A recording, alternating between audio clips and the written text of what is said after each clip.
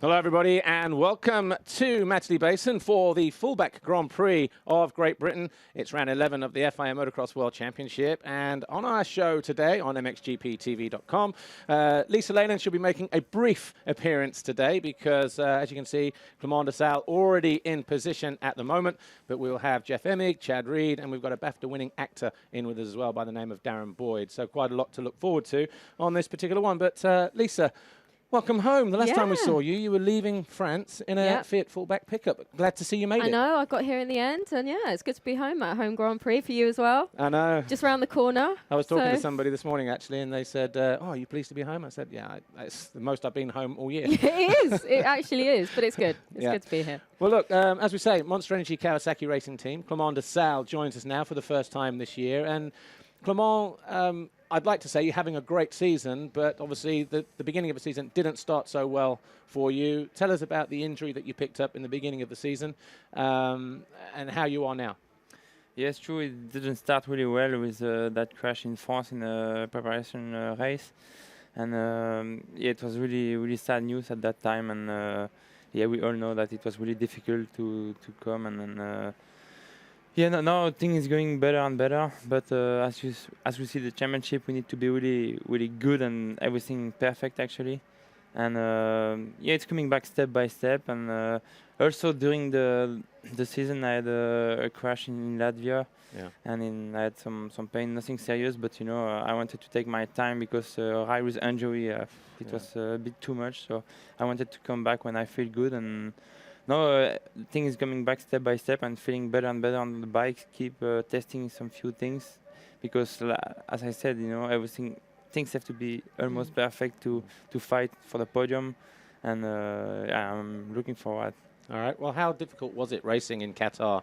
Because you broke your wrist, what, like 10 days, 12 days before, and that was really, really painful, really difficult. You know, I wanted to be there because sometime in those those GPs you can easily take some few points. So it was really hard to ride, but I wanted to be there and try to finish the laps and the heat, and yeah, it was working actually. I took like some small few points, so it was okay, but I guess difficult to ride like that because you know I know what I can do, and then, the pain just tell me. Well, I guess at the time we were all thinking, you know, these could be valuable points in the championship at the end of the season, but obviously it's not like that now. No, of course not, and yeah, I'm really sad about that. But you know, now I think I take race by race and try to do the best bike with combination with me, the best, and prepare already next year. You know, because we know that we have to be ready from the first race now till the end, so to fight for the championship. So the race who is coming, I want to set the best bike possible and try to have my base really good. So we test quite a lot of things. It's also a new bike, you know, so new things have to come. But it's a really good bike, but you know, you have to do your bike the best possible with you. So it's all good, but take the time and it's good. It's a real shame because before the injury, you said fight for the championship. A lot of people would have said that you would have been one of the main contenders for this year as well. So I guess that makes it even harder, doesn't it? Of course, yeah, of course. It's difficult, and also mentally, you know, when you ride with the pain and something that you think's not going like you want, it's difficult. But you know, that's part of the job. We know that this sport is like this. You can hurt yourself, and then it's difficult. Sometimes you have to ride with pain, and it was difficult. But now I feel better in my body. Take step by step and race by race, and it's coming back better. Well, despite the injury, you were having to ride yourself back to fitness, weren't you? You know, with the brace and, you know, each race meeting, more time, more laps, that kind of thing.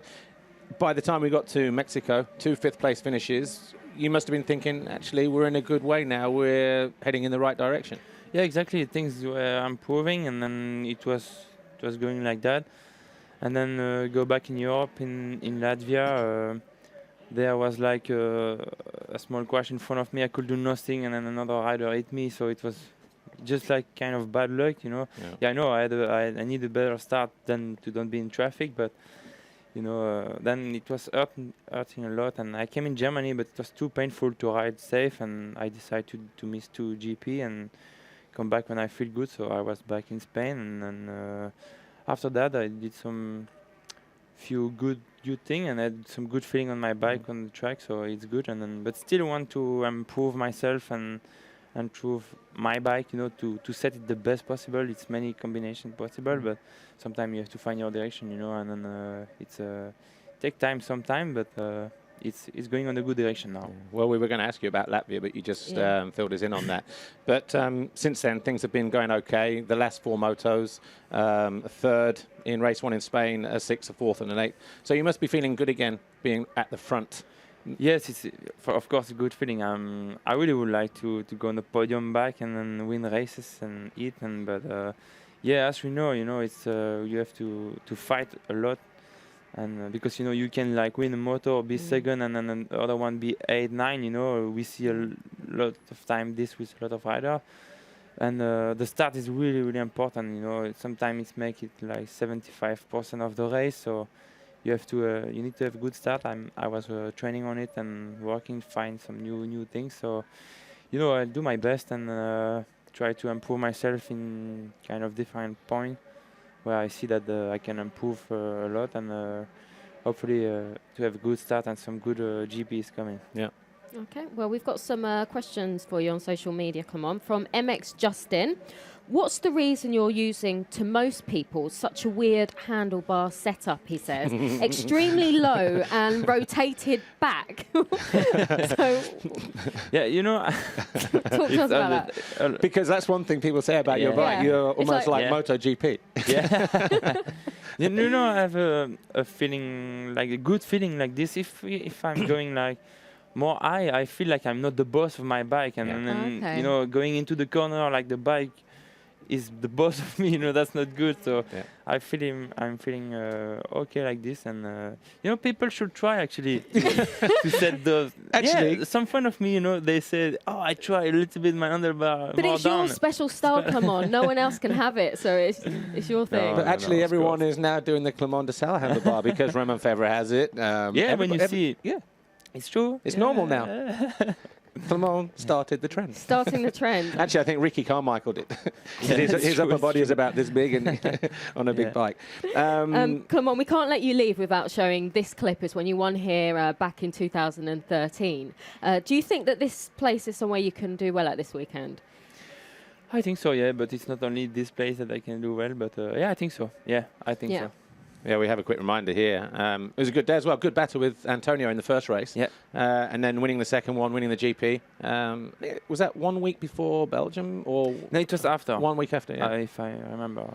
How's the track here, actually, while we're looking at this? Does it change much? Just 1 or 2 small changes, I think.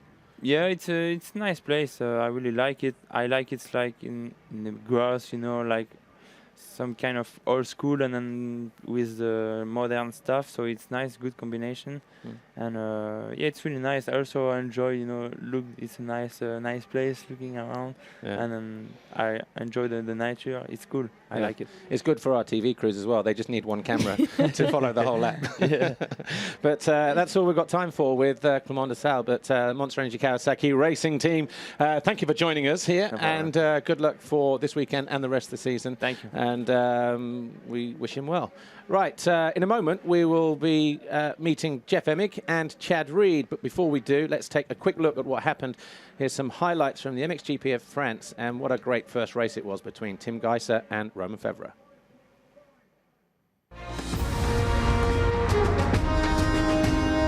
When the gate dropped for MXGP Race 1, it was Antonio Cairoli who raced to his 7th Fox Hole Shot of the year, but in 3rd and quickly making his way to 2nd and then 1st was Romain Febvre.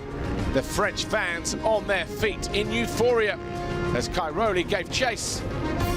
In 2nd, Koldenhoff was 3rd, Gajser 4th, and Bobryshev here in 5th. Wasn't long though before Tim Gajser started making inroads towards Tony Cairoli. He went past Koldenhoff on the entry to the wave section. And the 3 giants of MXGP led the way around Saint-Jean-d'Angely. Febvre, Cairoli and Gajser. Gajser rehearsed possible overtaking manoeuvres out on the circuit. But it wasn't until lap 6 when his opportunity finally came. as Glenn Koldenoff came under pressure from Desalle and Guillaume. Geiser got himself onto the rear wheel of Kai Rowley. And with a scrub alongside the Italian, that was enough to get the Slovenian up into second place for Honda Garibaldi. And he then went after Romain Fevre. Could he be the spoiler at the French party? Handful of gas from the Honda. Saw the rear end step out on more than one occasion. But he wasn't deterred as Tony Cairoli was left in their wake. 30 seconds behind by the time the checkered flag fell. Behind them was Bobryshev, Van Horbig and Guillaume as Max Nagel capitalized on a mistake from Desalle to get himself into 7th.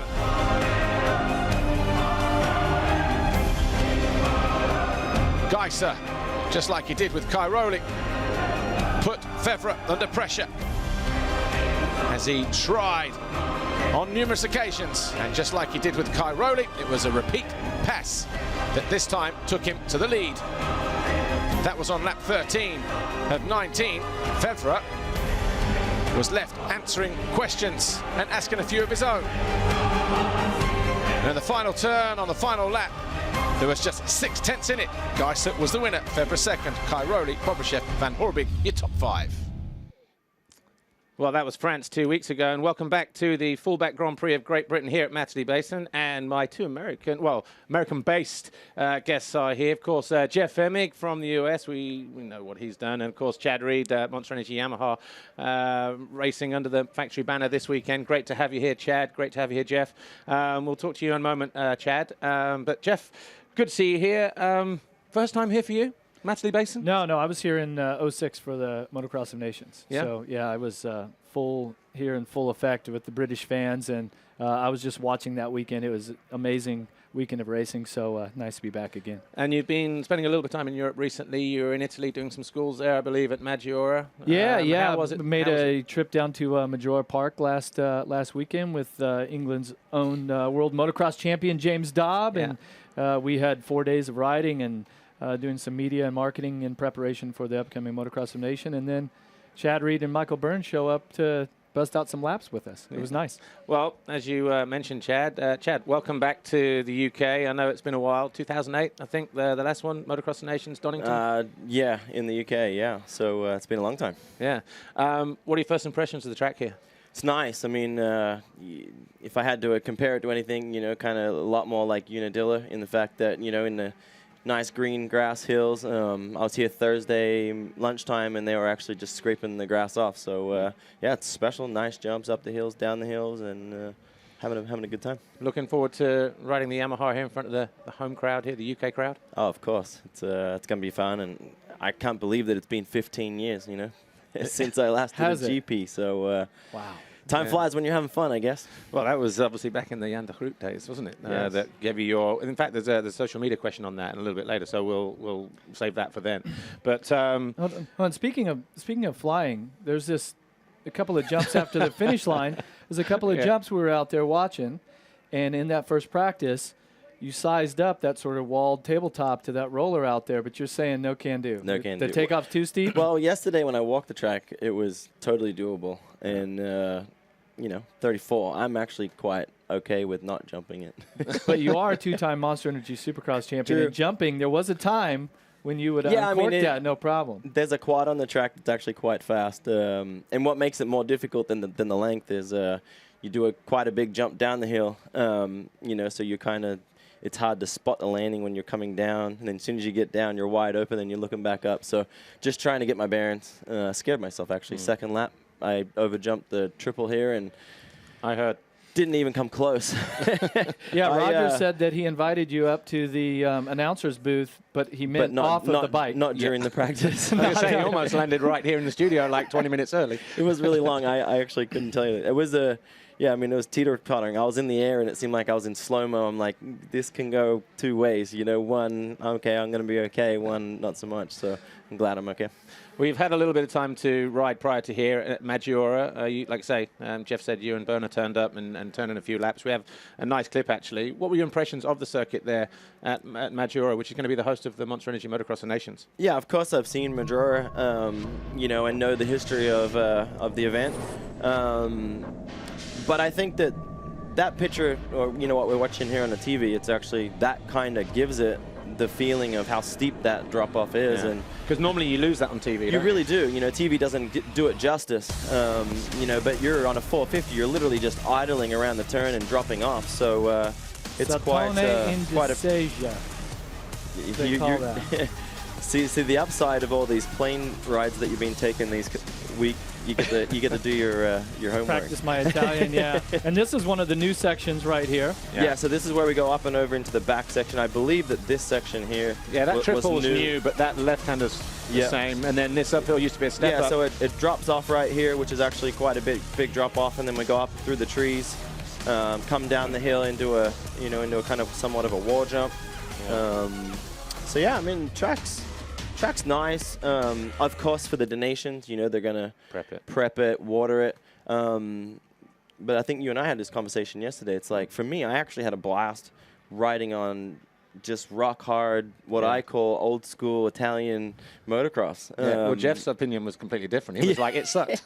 Well, he didn't like hard. Did he crash? He liked the track, but he didn't like. Well, yeah. I mean, I purely am not in my prime anymore.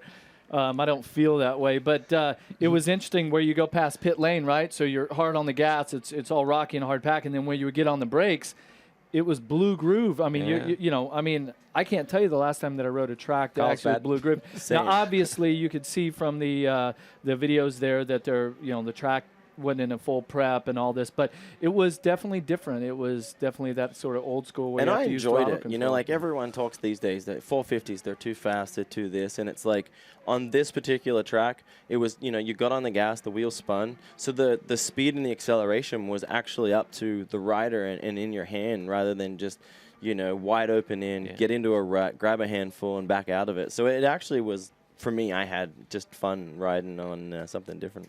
How did this whole trip come about? Because you're here this week and Mantova next week. Yeah. Long story short, originally we were going to do a family trip, you know, with renegotiating my Monster agreement, knowing that the Yamaha deal was only going to be Supercross only. You know, I had the summer off. So trying to figure out, you know, like I'm not ready to go sit home on the couch, you know, just yet full time or ever, I guess. But yeah, just basically long story short, Monster, their involvement here, me wanting to do something a little different, and yeah, we just kind of worked on it. It was up to me on what races I chose. More than anything, this is what we're about 5 weeks out from Supercross, so it allowed me to have a little bit of downtime after Supercross. You know, some testing and then jump on a plane. MotoGP a couple of weeks ago, so you know. Yeah, but this is a whole fan. month there. This is I mean, it's 3.5 weeks. So yeah, good. You know, I left the U.S. on the 2nd of June. Will you go home to Australia? So actually, I go straight from Mantova, straight to Australia. So my family just got there yesterday. So you send Ellie on the 20-hour flight with the 3 kids. He's got to figure it out. Stop and start, stop and start. I'll just meet you there. Yeah, she's already did the kids are dying, falling asleep at 4:30 in the afternoon, and then next minute I get a text 6 hours later that, you know, it's not even midnight and they're up wide open. So hopefully that transition. Good luck with that, honey. She'll get them on time. Daddy's working. I'll come on in. We mentioned earlier you're part of the Monster Energy Yamaha squad this weekend, but are you riding the full factory bike, or is it like a bit of a bits and pieces kind of thrown together deal? Yeah, I mean, so we have my suspension, basically suspension, ECU, race gas, you know, the VP GP spec, whatever that is. That's really it. Nothing too crazy. No full factory bike. The engine, basically, we didn't even take it out of the bike. Just, you know, we haven't changed anything at all. Well, from the sounds of it, it's got too much horsepower for you already. Yeah. Jumping into the announcer's tower. It's been a while. So and it was fun. You know, like I mean, I haven't raced motocross since Budds Creek last year when we shut down Tutu Motorsports. So. I'm excited to just try to get in there, try to find some kind of groove, get a good start, and just see, you know, just be healthy, have fun, and see where I end up. And the times were good, right? Yeah, I think so. 10th, 12th, something like that. Yeah, I think I was 12th at the end, but yeah, I mean, not terrible. It's free practice. Yeah. So I think that, you know, as with everything, get a good start. Try to get a toe. The social media question I was talking about comes from MX Justin. He's based in Argentina. What did you learn from Jan de Groot and European motocross that made you a better racer in the USA? I mean, hard to say what. I would say the biggest thing I learned from Jan is just I was so young. I was a big sponge. But just he had patience, you know, and I think that Jan was always known for bringing in talent that necessarily wasn't shining, you know, then and there. Yeah. But picking people that he saw could do it. And I think that just knowing that somebody had that confidence in me and the faith in me and giving me the chance, and it didn't start out great. You know, I think I was like 8th or 9th at the first GP, and then I was like 12th or 15th at the next one. And every weekend, you know, he would spend the time. He would come to the test tracks and, you know, riding and testing. I would say probably the biggest thing I learned from him is just how important it was to ride the motorcycle and the feeling that I was wanting, and then to be able to translate that into information and useful information for the team. And you know, as a kid, you're kind of like, this sucks, this doesn't do that. Well, okay, well, how can we help you? Can we use, you know, can you describe it a little better than exactly. Just and I think more that power. You know, being 18, you know, the language barrier and everything like that, it just really made me grow up, I would say, in the communication and learning to be able to slow down, to break it down and get that across to the engineers and the you know, the race staff. And I guess packing up from Australia, you and your now wife Ellie, and then doing that 1 year in Europe, I guess made the transition to America probably even easier. It was the stepping stone I needed. Yeah. You know, I think as an Australian, it wasn't a popular transition to go to the U.S. You know, no U.S. teams were taking on Australians. You know, like they didn't care. You know, and so I was fortunate enough to come here, and it was always a stepping stone. But with saying that, it's the greatest memories that I've had. You know, like it was just the learning curve and that transition of basically Ellie straight out of high school, myself a year and a half as a pro, and then jumping on a plane with a couple of suitcases at 18 and just taking all that in. And it was just memories that kind of paved the way, really. You know, like I think that you're 18, but you're being asked a lot more of you than what I see, even currently in the MXGP paddock and in the U.S. now. Parents are always around, heavily involved, and I didn't have any of that, you know, so I had to grow up. I had to make decisions for good or bad, and I learned quickly because of that. Well, you obviously did a very good job applying your trade over there, and it's good to have you here. Chad Reed, Monster Energy Yamaha this weekend. Thanks for joining us on our studio show, and all the best, not just this weekend, but also next week in Mantova as well. Cheers, thanks. Thank you. Right, a little bit of news coming up. We've got a perfect deal for you if you're into MXGP TV. Here's news on our package. So, just to remind you then, don't forget we have a summer special offer on MXGPTV.com, saving you 50% on the 2016 MXGP TV season pass, where you can watch every round of the FIM Motocross World Championship, the Monster Energy FIM Motocross of Nations, and the Monster Energy SMX Riders Cup. And that's live and on demand. And just another quick reminder about this race that happens to be coming up as well. The Super Motocross Riders and Manufacturers Cup takes place at the Veltins Arena in Germany on October the 8th. Tickets are still on sale at mxgp.com. Click the event on the calendar on the mxgp.com homepage. Don't forget, keep on liking us on our MXGP Facebook page as well. Or for more information on the upcoming races, go to our website, mxgp.com.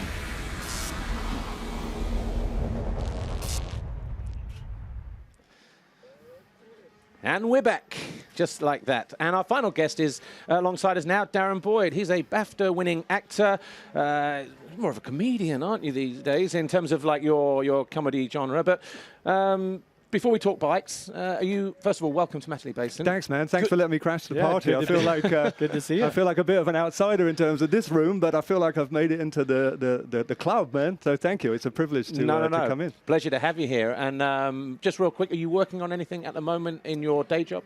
Yeah, it's this year's been a really good mix actually of work and family time. We've done a second series of a Sky series called Fortitude.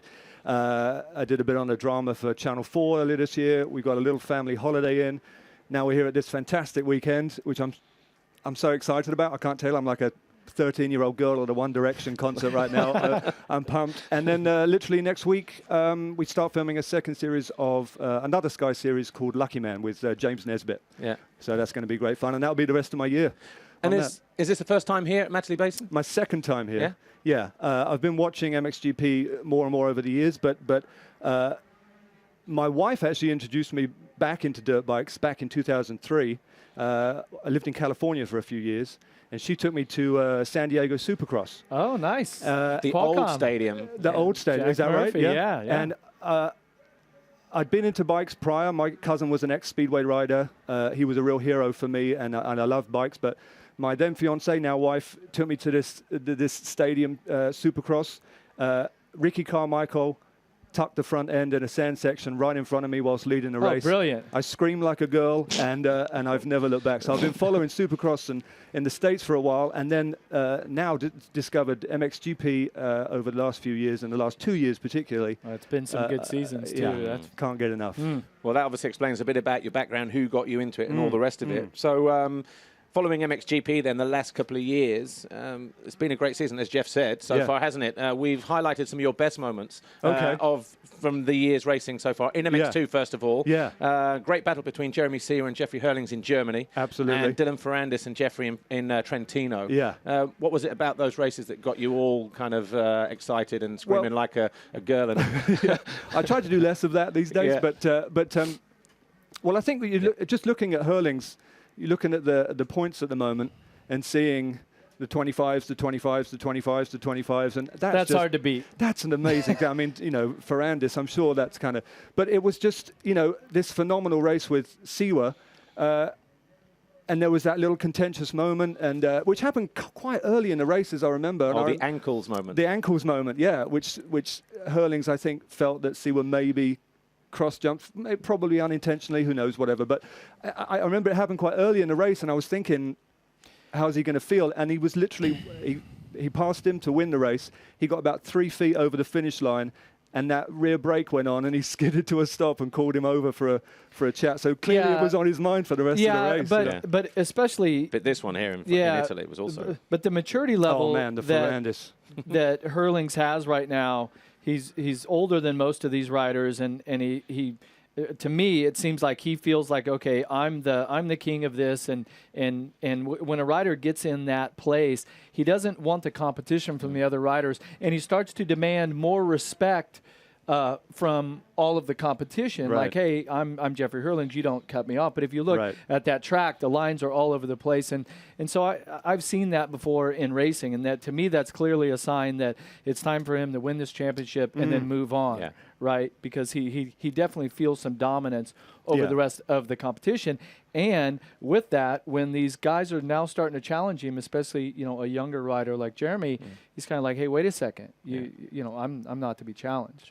But that's not number one. Right? Yeah, we are almost out of time here, but MXGP just 2 weeks ago, the battle between Tim and Roman was also a classic, wasn't it? Yeah, absolutely phenomenal. I mean, that comeback that Fevre pulled, what was it, 0.6 of a second or At the something? end, He lost it by absolutely phenomenal. And it was so great to see him. I think real testament to Fevre's character, how strong he came back in the second race. Well, look how far back. This is the final lap. A handful of corners to go. Look at the ground he makes up here on the up. This was amazing. Going up into turn 2. I remember you called that on a... Yeah, and this is the type of race where you don't want to ride on emotion because it's hard to keep emotion high, but certainly a home race in France, you are pulling from that emotion of the crowd, and certainly that gives you that extra boost, right? And this was the run to the finish line, like say 0.6. Just watch Roman here. Just gets on the gas, backhand steps out there. Yeah, that could have been it, couldn't it? And that was 0.6. Had he not made that mistake, it could have been 0.6 the opposite direction. But real quick, we're about a minute to go. Darren,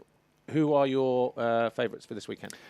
Well, naturally, MX2, one is thinking Hurlings. Yeah. But if I remember rightly, he lost here last year, didn't Valentin Guillot. Right, okay. So that will be really interesting to see if he keeps the record. And I was watching some practice, and it seems like Geyser and Fevre are the fastest. Yeah. So hopefully we're going to have some repeats of that. So I'm a big fan of those two. I think they seem like really kind of cool guys off the bikes as well. Yeah, and let's not forget... Romain Febvre took his first ever MXGP race victory here last year.